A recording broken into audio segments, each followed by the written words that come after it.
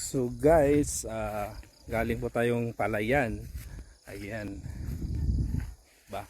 Doon, di ba ang ganda dito? Excuse, bali, pauwi na po tayo. Lakad-lakad. Tinanaw ko lang yung Palayan guys kung may ano yung sitwasyon. Kung may tubig pa ba? Kung magpubunga na ba? Sa awa ni God may tubig pa naman, kaya lang dapat sana ulan kasi may kaabuno lang kasi guys, need na ulanan para matunaw yung abono. Yan, bali ito yung yan. Shit. Yan. Doon pala lakad pa tayo doon mga 1 kilometro. Kala ko ano, baka pala. Yan. Ganito lang kasimple. Lakad-lakad. Yan. Yan. Tubuhan dati ito Inararo. Kaya dito tayo dadaan. Dalaw-dalaw din pag may time.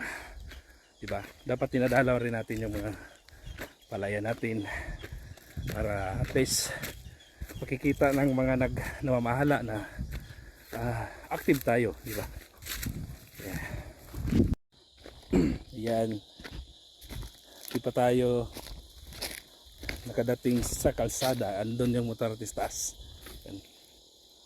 Yan. Kunting push pa. Mga 1 kilometro guys mula highway hanggang Palayan. Mas mahirap dito pag may tubo na dito.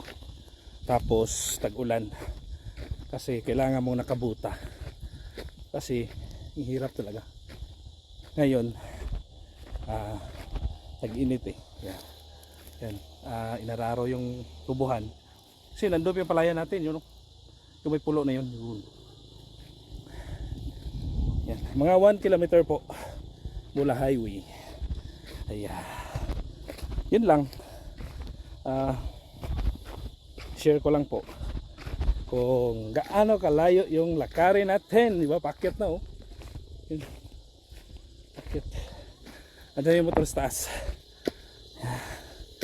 Thank you guys.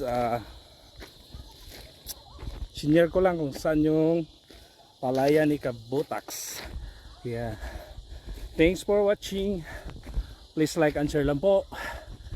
Sana someday may makasama na tayo dito maglalakad, diba?